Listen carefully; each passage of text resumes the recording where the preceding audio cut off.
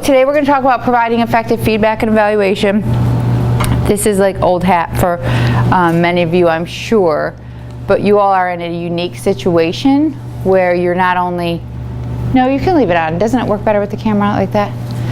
Where you're not only giving a ton of feedback, but you need to advise your faculty on how to give effective feedback because that helps your job to be easier. So it's an important reminder. And hopefully this will also provide you with some of the language to guide your faculty on how to provide better feedback and evaluation. So a reminder, I'm trying to get the word out, and I think you all have heard, but in October we're having our first annual education day, and it will be on feedback. So this is sort of the precursor to that day. She is way better at presenting on feedback than I could ever claim to be. And she will be doing an 8 to 9 session with the students, residents, fellows. So if you have the availability, if you could please avail your residents to take part in fellows. 12 to 1, all faculty, there'll be lunch, and 1 to 2 invited educational leaders, which will include all program directors, clerkship directors, anybody in an educational leadership role, okay? So that includes you. All right, so today we're going to talk about just distinguishing between reinforcement, feedback, and evaluation. Oftentimes people talk about feedback and evaluation as if it's one word, and it just sort of rolls off the tongue like that. But they're distinct and they have distinct benefits, and we need to make sure to be providing both. Describe components of effective feedback, make connections between expectations, feedback, and evaluation because they are all interwoven. And provide and guide your faculty to provide more effective feedback and evaluations. All right, have you all ever heard of Kelly Skeff? Kelly Skeff is out of Stanford. He's done a lot of work on making medical education more meaningful. And you'll see this framework is fairly old. I mean, this is from 1988, but a lot of his principles really still hold true. So while we're not going to be able to cover all of these things today, there are 3 main elements that we're going to cover. And that includes communicating goals and objectives and expectations early. So these are all the things that he says will maximize the adult learning experience. So establish an effective learning climate. Maintain control of the session, which we all know is important. Communicate goals and objectives, which we'll talk about today, early. Promote understanding and retention, which is pretty much the meat of the matter. Provide effective feedback, which we're also going to talk about today. Promote ongoing self-directed learning, because we really, in the grand scheme of things, we have them for a very short time. And so part of our mission is really to prepare them to be self-directed in the way that they learn, so they can take that and learn throughout their lives as physicians and evaluate learners. Okay? Oops. Somebody, do you want me to turn that back, or you got it? I'm good. Okay, good. So we're going to start out with a little game. I need 3 volunteers for this. Who is going to? Good morning, Anita. Who wants to volunteer?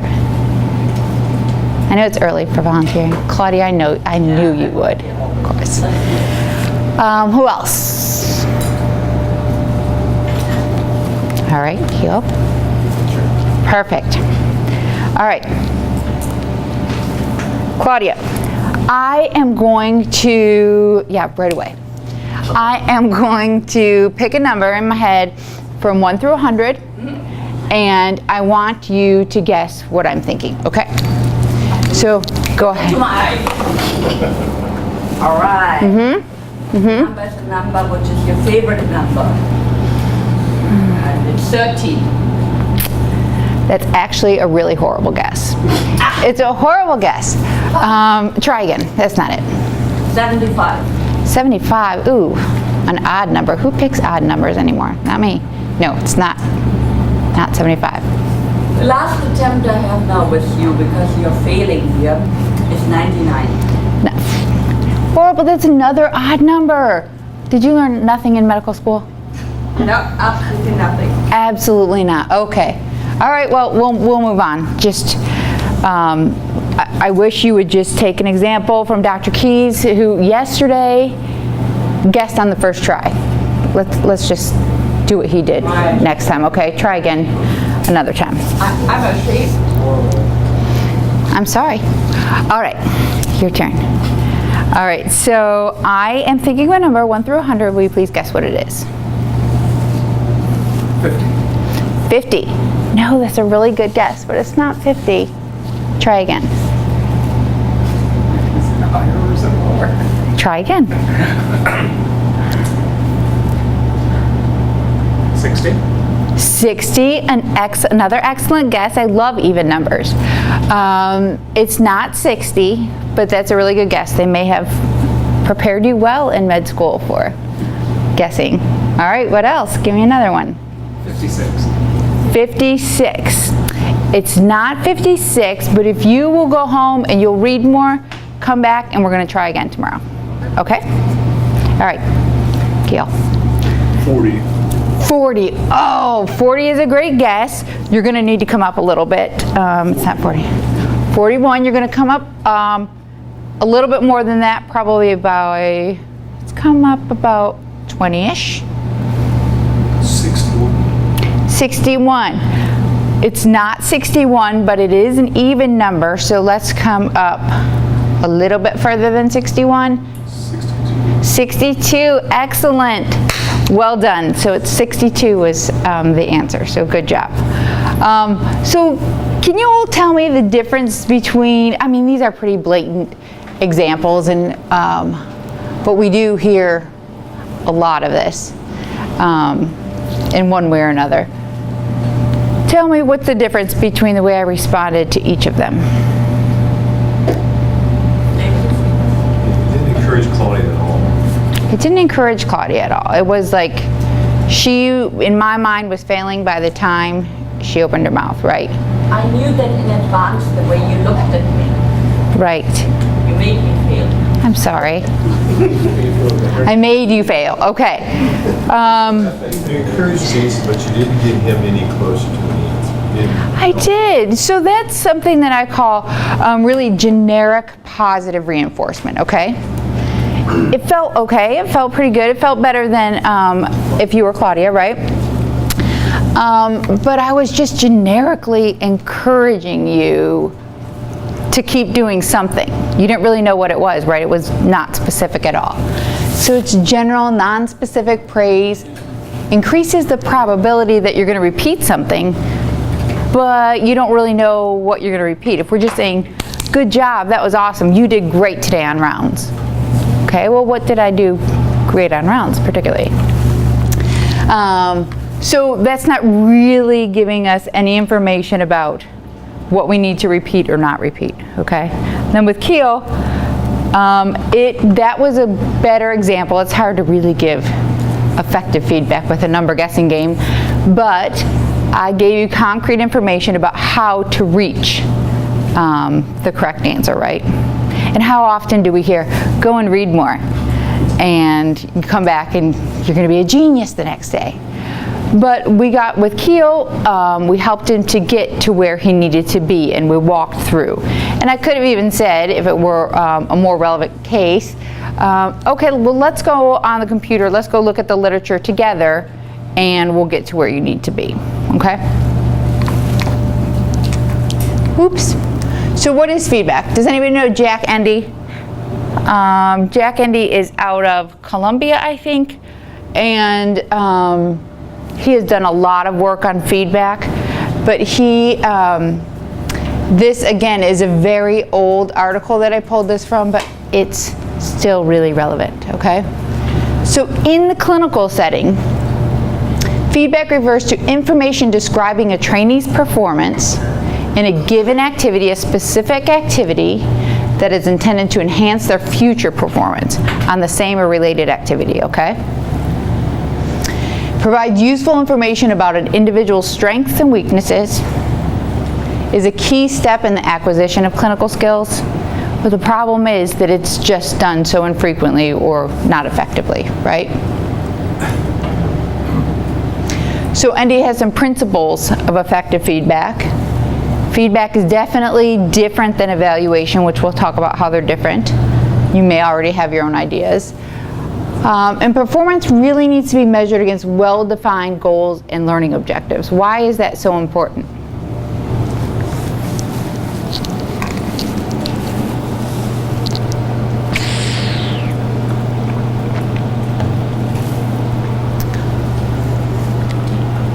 It's not like making somebody, just like you did right now, maybe a guessing game. Right. You don't know what the person is to accomplish. That's right.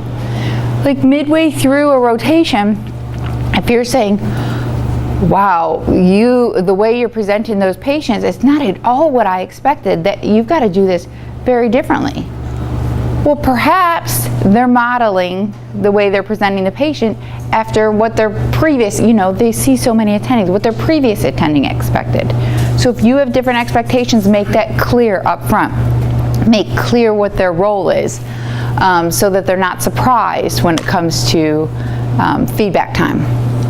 Feedback needs to be well-timed, prompt, and expected. So this is a culture change really everywhere. Faculty are getting way better at providing feedback, but we really need to make a culture shift to where it's just expected. It's not, people always talk about, okay, I've got to put my feedback hat on, let them know that I'm really giving them feedback, but it just needs to be an ongoing expectation. At the beginning of the rotation or whatever the activity is, say, okay, well, if it's a student coming in, listen, on this clerkship, I give a lot of feedback. Or on this rotation, I give a lot of feedback.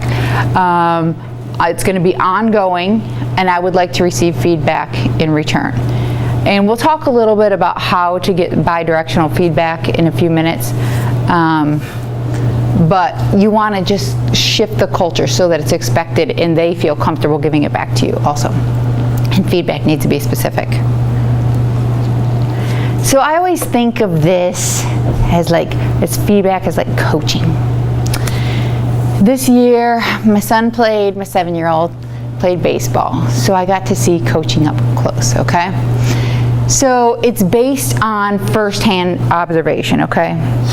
So some of the games, the main coach would be gone. He had to do something else, right?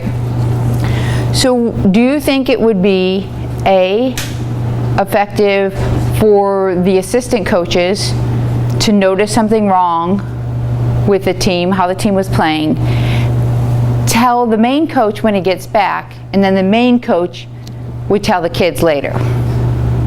No. Not for 7-year-olds. Not for 7-year-olds, not really for 27-year-olds, right? And why is that important for them to tell the kids directly, or for you or the faculty member to tell the resident directly? Catch them on the spot. Catch them on the spot. It's not always easy to catch them right on the spot, but depending on the patient situation and what have you. But what else? It's not hearsay. It's not hearsay. Really, that kid could say, I had my eye on the ball, I had my elbow up the entire time. I was really concentrating on that. Well, you really can't argue that if you didn't have the first-hand observation, right? So it really helps to have dialogue when you're giving feedback. Regulating in quantity. So the coach isn't going to go out there and say, okay, now I want you to get in your batting stance. I want you to have your elbow up, eye on the ball, but all those other things that you're supposed to do when you're batting. It's my first year. And then when you're in the field, I want you to be in the active stance. I want you to be looking at the ball. I want you to, be playing your base. Think of what your job is. You're not getting all of this information right at the same time, right? It's going to be regulated in quantity. So when the child is going up to bat, he's going to give them information about going up to bat. When the resident either is about to present or has just presented, you're going to give them limited information and quantity, right? Or limited quantity of information. Limited to remedial behaviors. So I don't know how much all of you know about my background, but I was in pediatrics for 10 years, and I have I've heard all sorts of feedback, really. I read all the feedback forms, all the evaluation forms, and heard faculty come in and give information such as, he's just really too tall to be a pediatrician. He's not going to be able to relate to these kids. Okay? Or, that student, her squeaky voice just annoys me. It grates on my nerves. And they gave this student this information. This was feedback for them. So what are you going to do with that? What's the guy going to do about being too tall? Or how's the student going to change her voice? Let's focus on remedial behavior, something they can do, something they can strive to improve, right? Do you want to say something? Yeah. I mean, that's something you can't change, but you can be aware of that so that you don't tower over people. That's exactly you can right. Sit down if you need to have a conversation. You can be aware that you might be intimidating to a child that's a squat.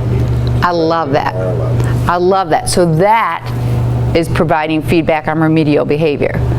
So when you're in the room with a child, you want to get on their level. You want to squat down. You don't want to be talking to the parents. You want to be talking to the kid eye to eye. That is remedial behavior. You're too tall to be a pediatrician? Nah. Nope. And I wanted to ask you about that. Okay. One of our core competencies is communication and also professionalism.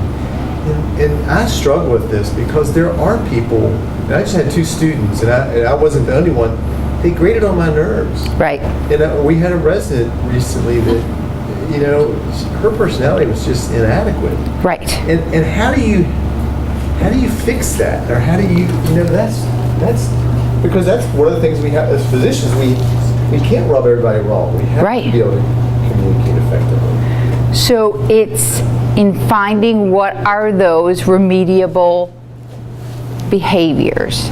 So what is it that the student, let's pick one of the students, what is it that she did that just really, or is it can't quite put your finger on it? No, actually, You put your finger on a it. little bit. The one seemed to be disengaged, perhaps. Oh yeah, I guess the other, and somewhat arrogant. right. Maybe I'll leave it at that. Yes. So that's perfect example. It's pulling out those remediable behaviors because your first reaction is, they're so annoying. Like, I just don't know what to do. But then just really pulling out what makes them so annoying. So if they're disinterested, is it because they have to do a pediatric clerkship and they really want to be a surgeon and this is just, passing the time because they have to checking a box? If so, when you're providing them feedback, it's asking them first. So tell me how you're feeling about this rotation. Are you interested? And you could even say you seem a little distracted. And then engage in a conversation about how you can get something out of every single rotation, every single clerkship, and help them to discover what that is. I know that takes extra time, but really it will save you a lot of time and frustration down the line, I think. Does that help a little bit? All right. Feedback should deal with decisions or actions rather than assumed intentions or interpretations. So rather than say, I know you're going on a surgery, or I know you want to do a surgery residency, so I assume that you're disinterested in this clerkship. You don't know that. They could be very distracted for another reason. So that's why I said just sort of pull it out of them. You seem very distracted. Can you tell me a little bit about that? Okay. And effective feedback equals no surprises on the evaluation.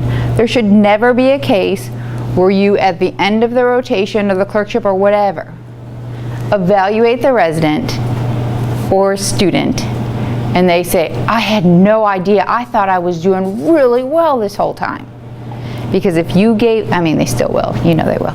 But if you gave them effective feedback ongoing throughout the rotation, they should have a pretty clear idea, if they haven't taken steps to improve, that they're going to get a poor evaluation. And really try and help them discover ways, not just, okay, you're not doing well on completing notes or what have you. Give them really helpful advice for how to improve, okay?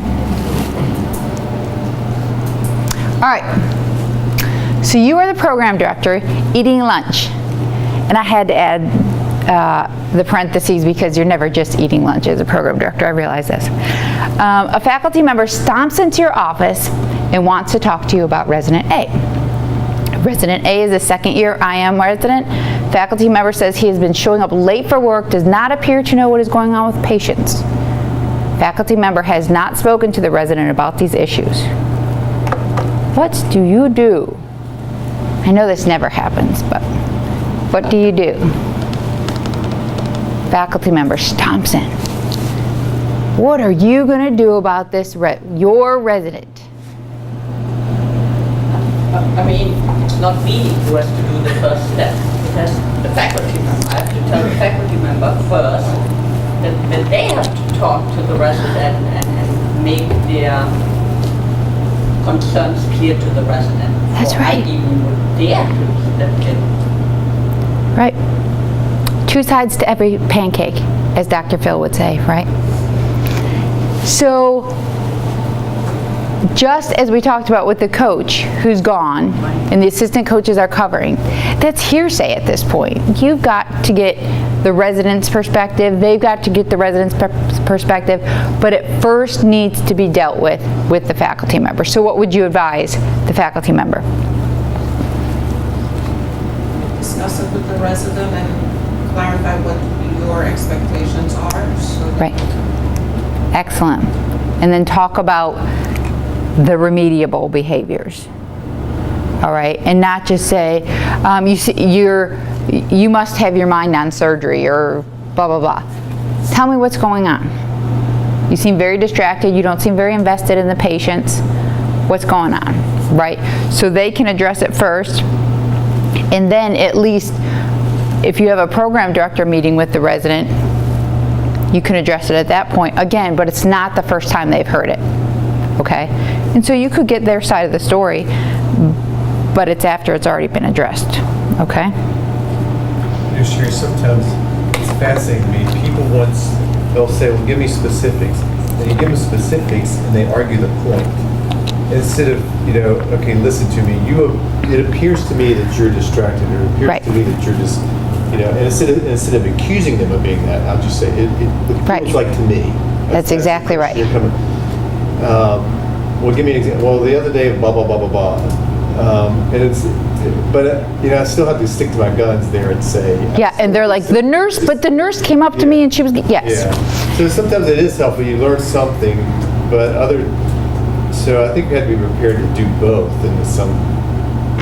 That's exactly right, because you know they're going to ask for specifics. And you can give them specific examples that led you to believe that they were distracted. But again, you got to be, if this were one issue, I would not be coming to you talking to you about this. This is a repeated issue, okay? All right, I think we have time to do this scenario. 2 volunteers. 2 volunteers. Claudia, you're so wonderful. Do you want to volunteer? Yes, I volunteer. Okay, wonderful. Who else would like to volunteer? Anita, you want to volunteer? I know you do. You're such a good volunteer. All right, go ahead and read that. Those are your... Feedback, by the way. Here you go. Yeah, it wasn't very specific, was it?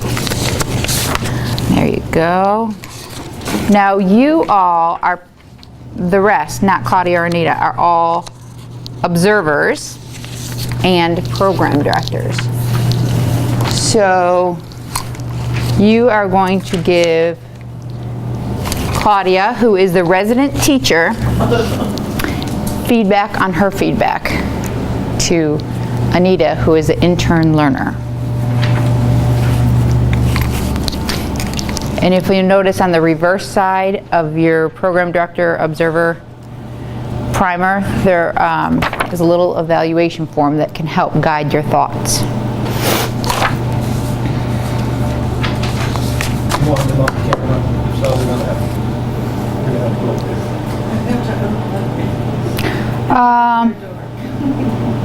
Yeah, that will probably be, I think I can just sit around.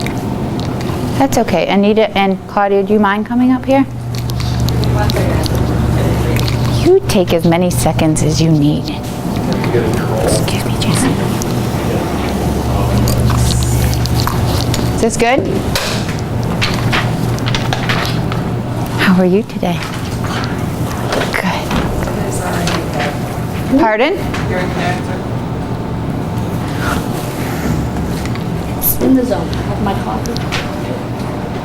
Intern learner you are.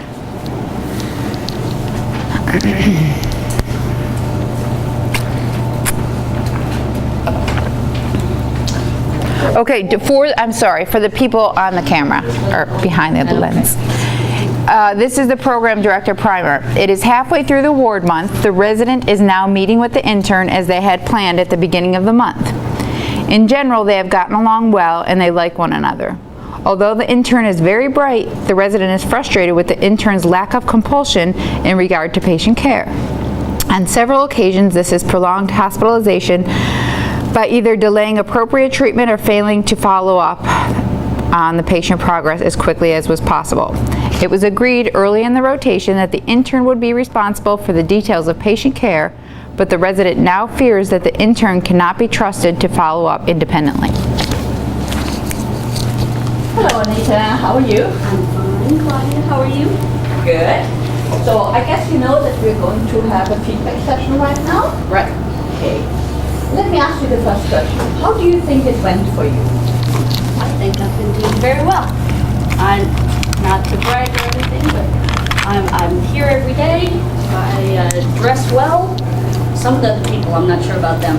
I'm reading, and I know I've answered some of those questions, and the residents didn't even know. So I think I'm doing pretty well. Okay. That's interesting. Do you remember by any chance patient Mr. Smith? The one with the nebulizers? Right.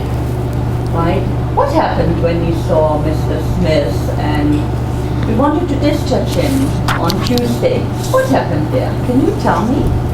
Oh, it was a really busy day. If you remember, Claudia, we had like 5 admissions and 2 other discharges, and one of the other interns was off, and so I had to do all that, and I really tried to get it all done, but I couldn't get him discharged that day. Right. Did you try to get help involved to get this patient discharged?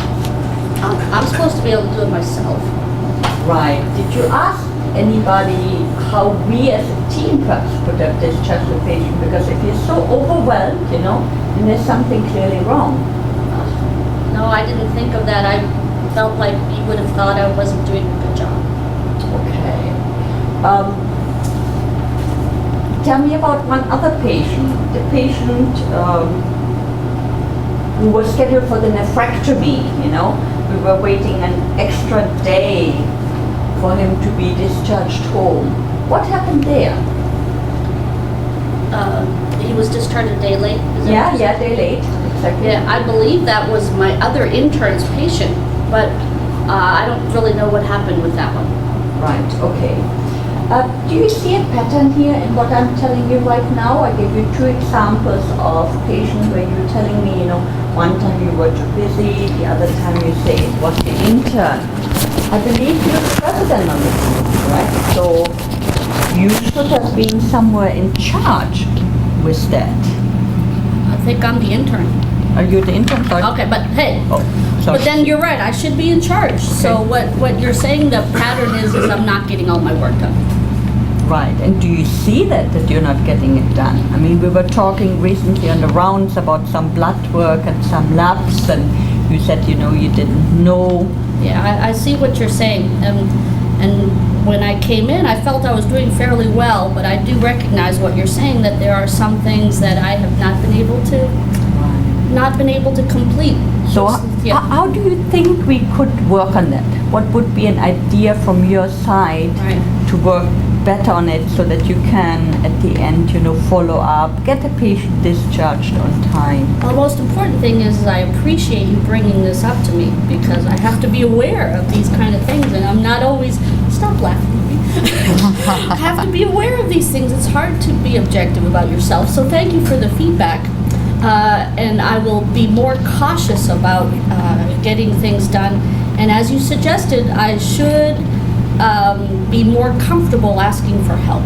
And I will reach out to people when it looks like I am not able to accomplish things.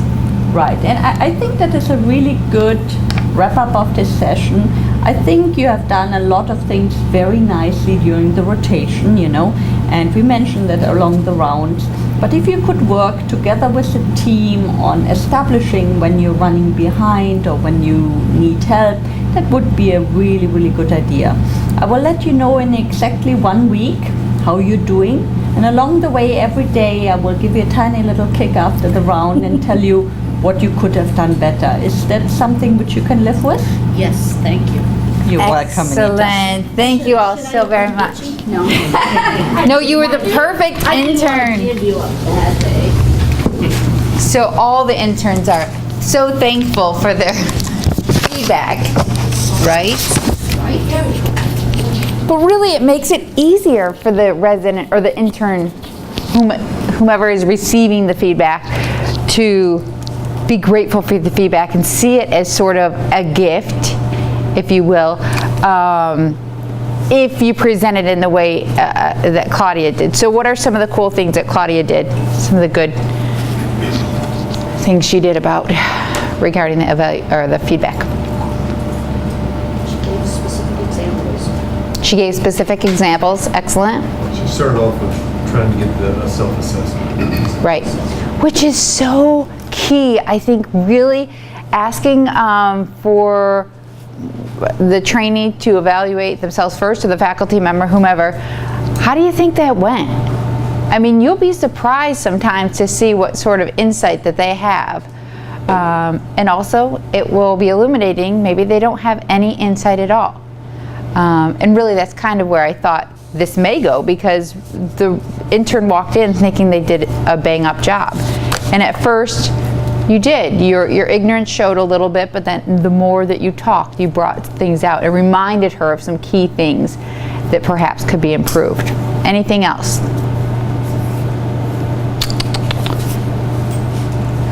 All right. It was a great job. Thank you both so much.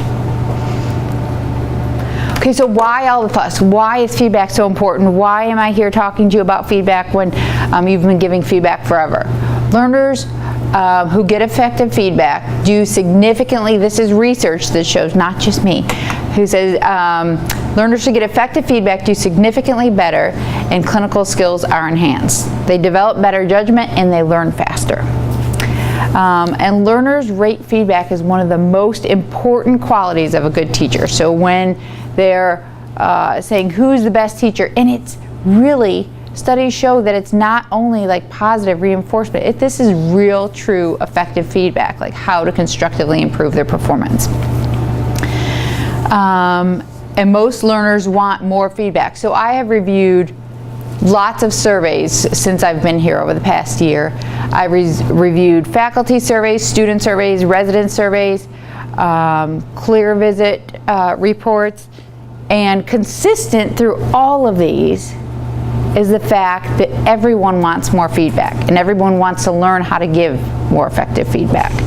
So it's key. Feedback helps everyone. It helps for you not to be frustrated when you're working with the trainee and they're doing the same thing day after day and you're like, why aren't they learning? Because you're not giving them the feedback to help them realize that they're doing something wrong. Like the intern, she thought she was doing great at the start of the feedback session. Just illuminating those areas of improvement are very helpful. So we all know the barriers to feedback. I'm going to skip this section or I'll go through it very quickly because there are lots of barriers to feedback, but we're pretty cognizant of them most of the time, right? So time, that's always the biggest thing, right? Time. But if you think about it, if you're giving feedback appropriately and on an ongoing basis, you change the culture, it saves time overall because they're not continuing to spin their wheels with the wrong information, right? Because you're helping them to get where they need to be quicker. Little or no instruction for teachers. So often the faculty member is not adequately prepared to give effective feedback. And they tell them they're too tall or their voice is too squeaky or what have you. Learners' readiness to hear feedback. So a way that you can address learners' readiness to hear feedback, sometimes they just really don't want to hear things that they've done inadequately. Sometimes they just come in, students, and we've got very talented students here, and they may think they're at the top of their class, they can do no wrong. They're not ready to hear feedback.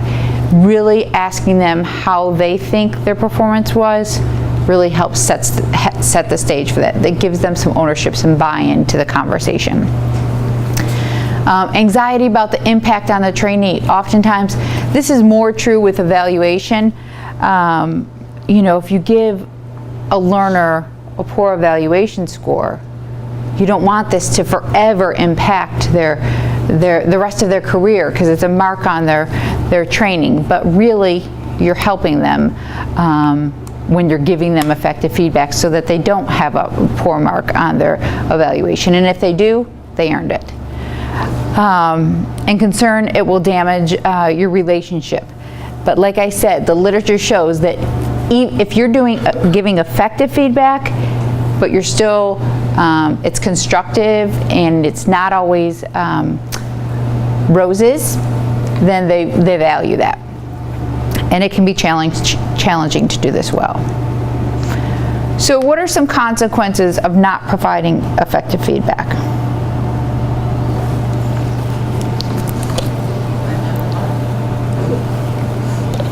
They don't learn. Undesirable actions or behaviors just persist. That's right. So all of these things, these are pretty obvious. Poor performance remains uncorrected. And good performance is not reinforced. I think this, really the second point, is just as important as the first point, right? Because you just say, good job, you did a great job on rounds today. Really? What did I do such a great job on? You know, what should I repeat and what should I not repeat?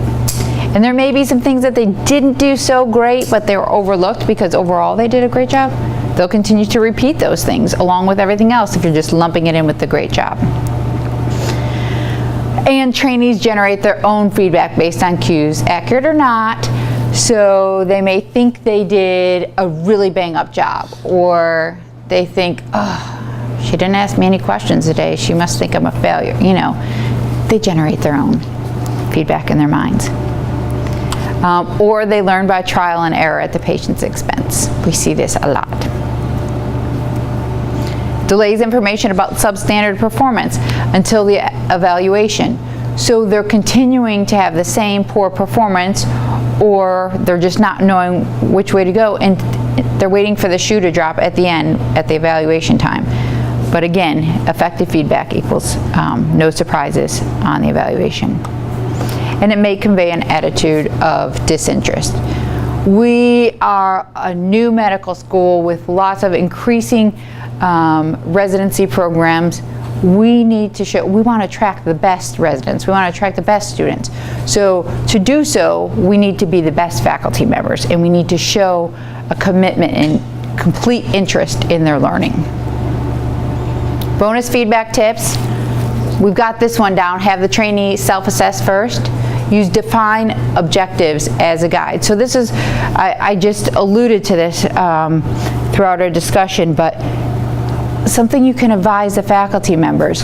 If they are giving feedback and the trainee is totally surprised, well, do all of your rotations they all have set goals and objectives, right? So hopefully they're not just antiquated and sitting on a bookshelf somewhere. At the beginning of a rotation, sort of go over the goals and objectives for that rotation, I think is important. So then those are what you're basing the feedback on. It helps to provide a framework. Base feedback on direct observation of the learner and invite two-way feedback. This is a little tricky Because you can see issues with sitting down and you give a trainee some very constructive feedback and then say, okay, so how do you think I did? You know, that doesn't, or even starting out with, all right, I'm going to give you feedback in a minute, but why don't you tell me how I did first? It's even worse. You know, it puts an unlevel playing field out there, okay? Because they want to make you feel good and say, oh, you did a great job, in hopes that you will tell them that they did a great job. Or if you told them that they didn't do such a great job, you know, you see the reverse.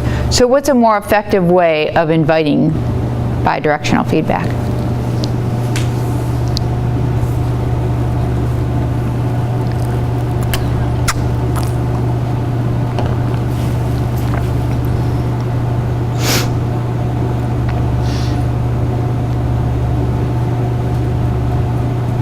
Because you want to improve your skills as a faculty member, right? What do you think? Kind of anonymous. I mean, I don't know how to do it in person, but I mean, obviously. You could have anonymous feedback. You could, pardon? We get lots of that. Anonymous feedback.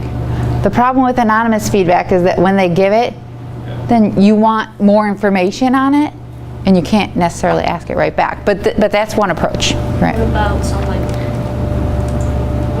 what kind of things can I do to help you learn better? That's a great idea. Make it more specific so they're not just thinking all over the board, and that helps give them some grounding. What I Claudia. quite often do is I ask, so looking back at the last 2 weeks or so, what are your suggestions, what we could do better in the future? How would you like to have certain things done?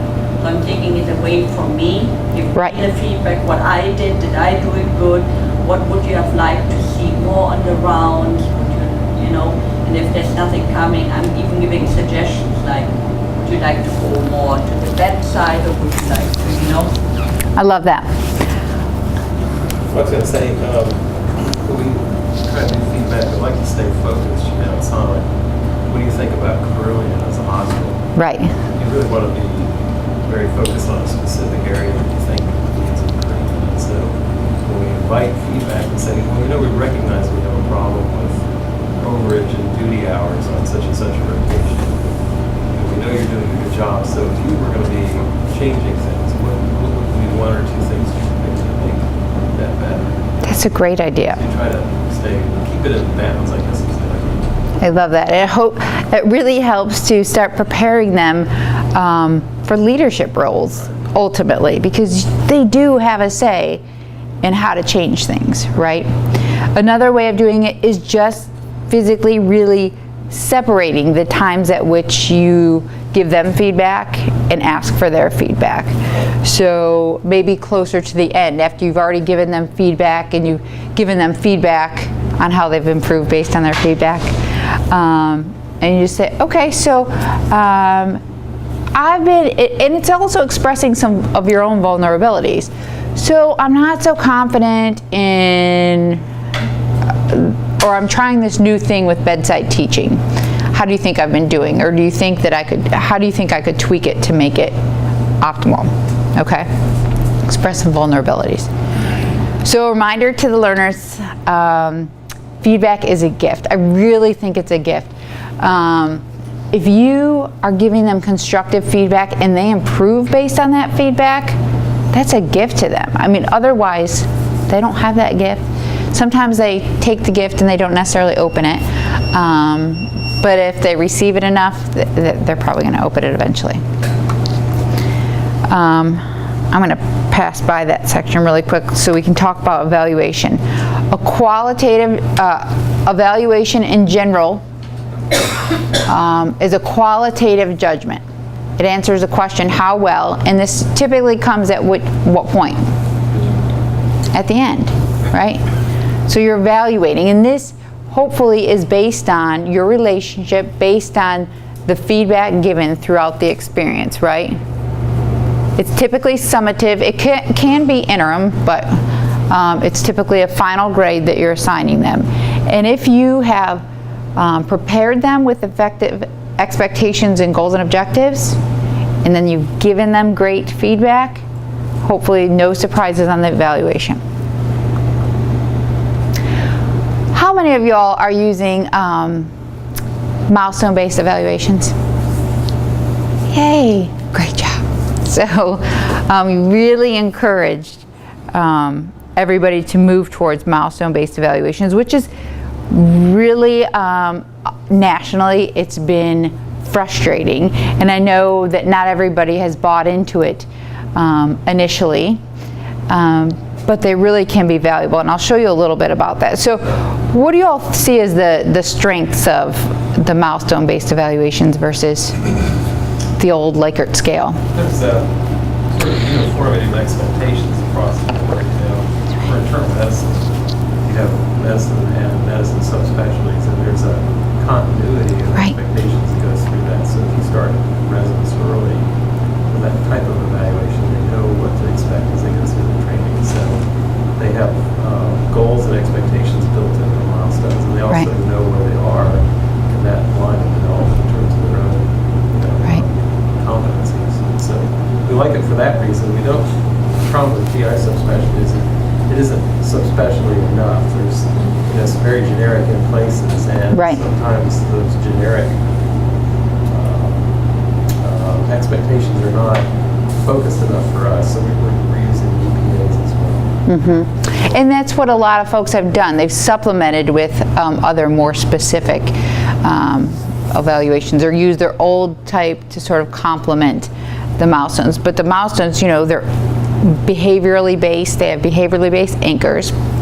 I'm most familiar with the pediatric ones, which were, in my opinion, especially relatively speaking, really well written.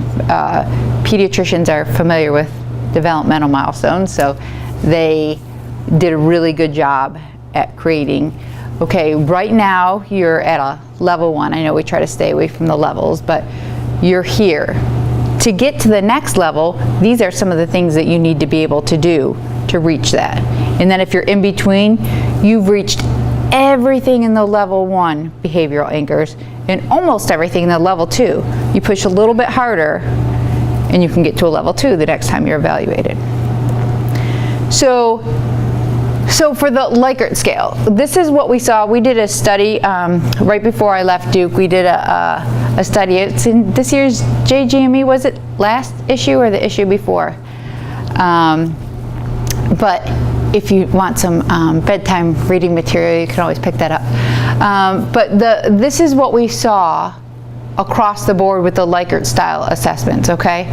So folks were thinking, okay, this is a PGY1. I think they are performing at a level 4 for their level, okay? They move on to level 2.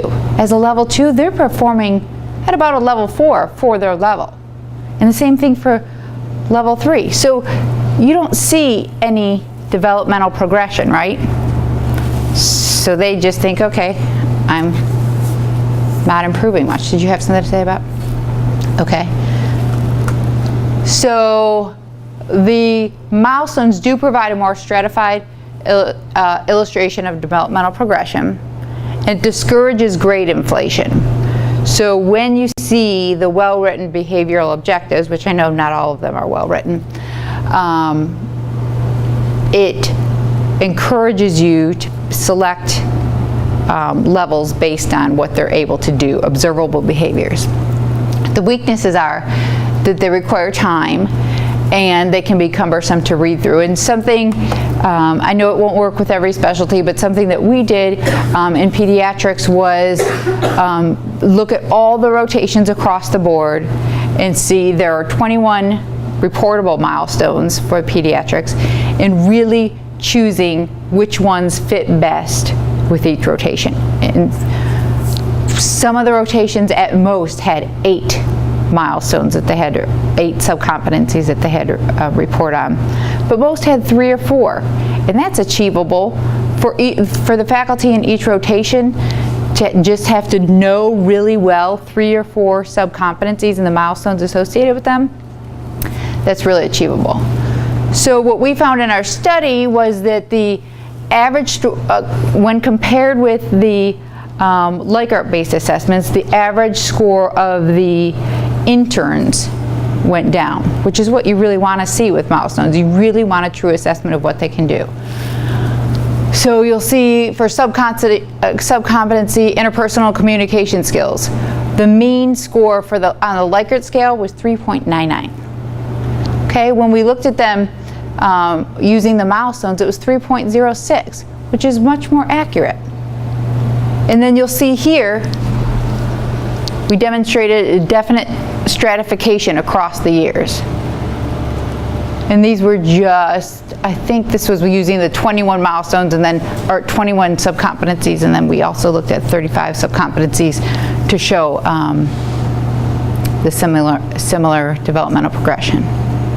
Okay, so you can see that they're helpful. We also found them to be very helpful in working with students undergoing remediation. So it was very tangible for the trainees undergoing remediation. Okay, so here are some of the things that, this is where you need to be, and this is where you are right now. So a great description, the milestones contain a great description of what you need to do to get to that level. Oftentimes when we first started working with the milestones, still in that Likert mindset, residents would come in and they will have rated themselves all level 5s or level 4s, depending on how many levels each subcompetency had. And we would say, okay, let's take a step back. For interpersonal communication skills, a level 5, that's like Mother Teresa or Gandhi. Okay, you're not, let's just take that perspective and reassess, recalibrate, where do you think you really are? Based on, because really there are faculty members for sure who are not at the level 4 or level 5 level, right? So we want to make sure that they're realistic in what they're looking at. Oops. So the initial results from what we found indicate that milestones based evaluations better illustrate resident progression. There's a definite improvement from the Likert type evaluations, though it's frustrating switching your whole culture and your whole perspective on evaluation. And as we talked about, the average PGY level scores may provide benchmarks for determining which trainees are not progressing at the expected pace. And it suggests that faculty development efforts were successful, because what we did is we, like I said, we narrowed it down based on rotation, 3 or 4 subcompetencies for each rotation, and then we went to the faculty for each rotation and we helped them to really recognize what each of those, put meaning behind each of those subcompetencies for them, and it was very successful. And as always, regardless of what framework you're using, Likert or milestones based or what have you, the qualitative feedback on an ongoing basis is the most important. And your program directors, I'm preaching to the choir, but that's what you always say regardless, is, and all the trainees say that, whatever is provided in the open-ended section is the most valuable, regardless of what box you check. Brief summary, feedback is different from evaluation, we know, and we know how. Feedback and evaluation are key to learner development. And milestone-based evaluations can really help show the developmental progression across PGYs. Questions?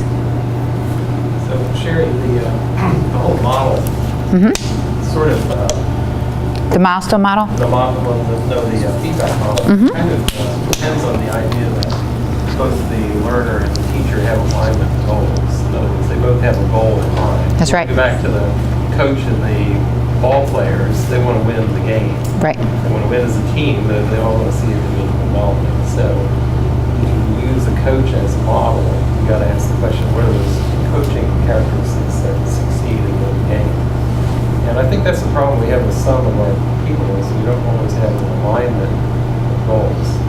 They don't see a team model, for example. They don't say, well, I'm part of an internal medicine group. You know, our reputation as a hospital depends on my personal activities, and I have a contribution to make to the larger group. So how do you break through to somebody who's that defensive and, Right. and basically obstructs to the ideas of getting feedback at all. Right. That's a problem. I think that's where we run into it, because, I would say 90% of people are doing fine because they're already self-motivated, they understand what their goals are. Right. And so you can give them a pat on the back once in a while, but you don't have to overdo this in order to keep them motivated and keep Right. working. You're exactly right, and that's an excellent point. So I like to talk about the example, if you're precepting on a cardiology rotation, and you have this group of learners, group of students, and one of them is they're just there because it's a required part of the rotation, and somebody else is there because ultimately they want to be an electrophysiologist. Okay, so two very different goals. Okay, so having the conversation early on with, it can be in a group setting even on the first day or early on.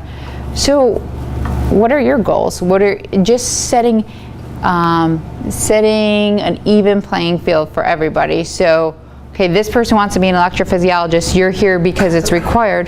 That's fine. You're all going to get something out of this.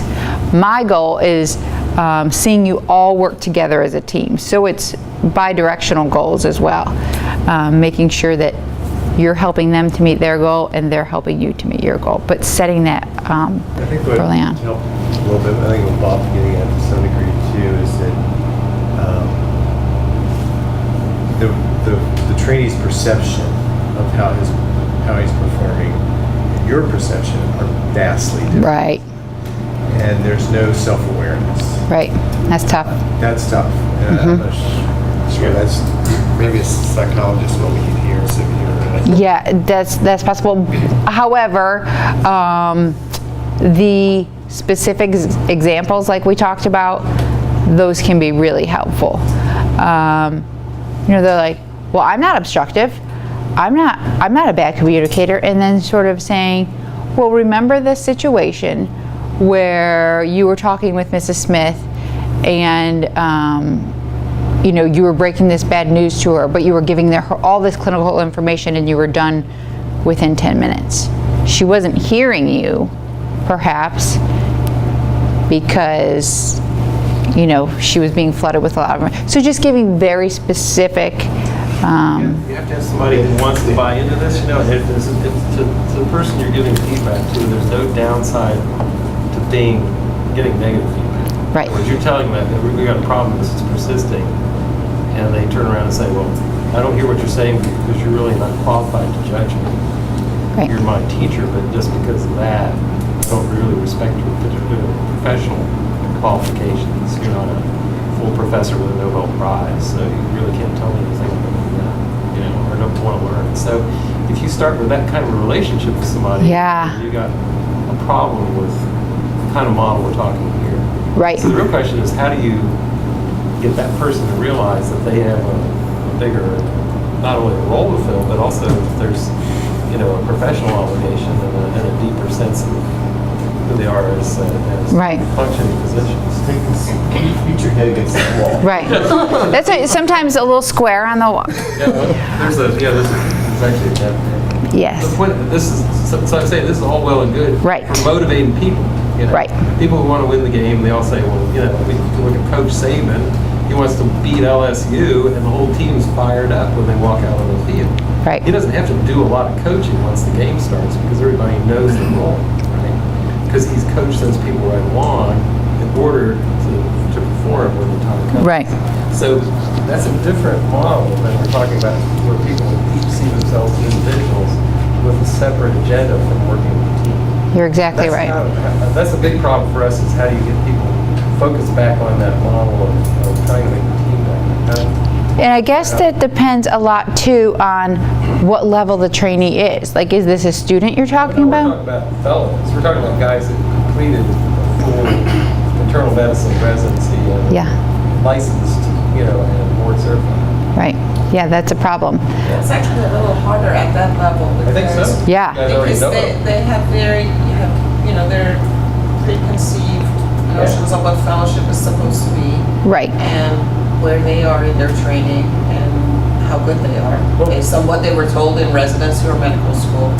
Well, to focus a little more on this in my particular problem, I'm not trying to turn this into group therapy, but you have people coming in fellowship who've tried to match in a lot of places, and when they match in a new fellowship in a place that's not well recognized, they almost see that as like, okay, well, I failed already. I didn't match it one of the top programs that I chose to be in, so here I am, hanging out in hustings with a bunch of people who don't know what they're doing. So when you start with that mentality in mind of the fellow, you got Right. a lot of rebuilding to do to get them to understand that ultimately, their investment in the program is an investment in themselves as well. So we've tried to Yeah, that's really tough. along the way. Yeah. So that's a question how you fix that. But you cannot fix that, but what you clearly can fix is choose better the next time when you're teaching. that's for sure. And I really mean that. Oh, yeah. Don't look for people who want to be at Mayo Clinic or Rochester. Well, who sees Look for it, people yeah. with an investment. Yeah, I see that too. I think you're right. But I think Sherry's right. You have to focus on the performance. Yeah. You're not going to fix that problem. No. I don't think. But if they're not performing to your expectations, you have to Right. keep going back to that. That's what Say, we do. look, you've got to get your performance up to this particular place, and they may resist that. But I mean, that's all you have. Well, see, this is where I You're think not gonna be able to fix that problem. milestones help us because that's a nationally accepted Right. of standards that everybody can point to. Right. I don't care if you're Mayo or Duke or Harvard, you still got the same standards we're all using, and those are not totally subjective. I mean, you either do or don't communicate with people. You either do or don't complete work on time. Those things are that's what we fall back on. As our monitoring. I think the other thing that's important is that everybody gives, if that's true, everybody gives similar feedback. I had a situation about a month ago. That's tough too. Where I had a trainee that everybody knows is defensive, and when I was talking to her, it was everything was yes, but. I mean, it was driving me nuts. And at one point I said, I perceive that you're defensive and you're not receiving one. Oh, no one's ever told me that. And I had a really hard time believing that, but I mean, Right. she's like, she had a wall. There was no, and at one point, I just said, I just have to realize that I'm doing my job. I'm giving her feedback. I'm documenting it in written form and verbal. And after that, she has to be the one that figures it out. That's exactly right. And I'm not the program director either, so. right. And it is, again, regardless of what program you're in. If you think we're a subpar program, well, you're not performing well in the subpar program. So Shining. you should be shining. That's exactly right. So your behavior suggests otherwise. That's a good point. I'll Yeah. try that next time. The other part of the thing I'm trying to do too, is we only have 6 fellows this year. And, Right. What I wanted to try to do is imbue them all with a concept of team spirit. That it isn't about individuals going off on their own and doing their own thing. It's about all of us coming together to try to build a better program and to understand that we're represented to internal medicine colleagues by the actions of every one of us. And that's been the biggest hurdle I've had to face with a couple of fellows. That's huge because regardless of where you're going, if you're going into academics, you're going into private practice, what have you, Yeah.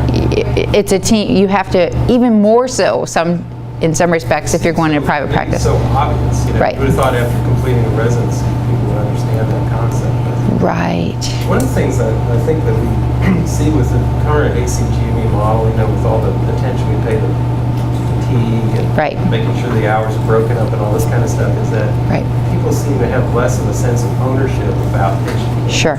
It's, well, I'm doing shift work and I'm going to turn this over to somebody else at 6 o'clock or whatever. It's just a one-turn job. So I think I'm struggling a little bit with that. I don't know if that's a common problem or not. Yeah.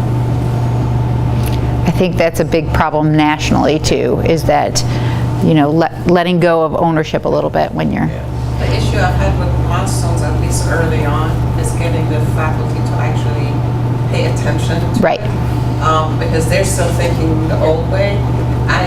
Finally in the meeting, I put up 2 evaluations, took the names out, the faculty and the fellow. Right. First year fellow and a third year fellow. And I put them side to side and I said, guess which one is the third year and which one is the first year? And nobody could guess because under the first year, they had a bunch of ready for unsupervised practice. Right. I said, why are they here? Right. Yeah, they're good. They're good to go. I need to train them, let's just send them out there. You know? That's exactly right. And I had to also remind them, we're talking about unsupervised pulmonary and critical care practice. Right. Not unsupervised, yes, they're board certified internists now. Right. So can they practice unsupervised? Sure. Can they do a bronchoscopy unsupervised? No, probably not. So, you know. So that's a great way to illustrate it, and that's part of what I, It was really funny because they actually got a little defensive. The faculty were like, I bet that's not mine. I'm like, I don't care whose it is. yeah. I'm just saying. That's a really Can't distinguish. great way to illustrate that. So I appreciate that. I want to be respectful of people's times. I'm sorry we wrapped up a little bit late, but thank you all for attending. Oh, one more thing. If what we have scheduled, we have things scheduled out until December. So we are very interested in hearing your input about other things you would like to hear about, other development activities that would be specific to program directors. You are the audience, so write that on your little evaluation form if you don't mind, or call me or email me and we'll work it in. Okay? Thank you. Thank you all.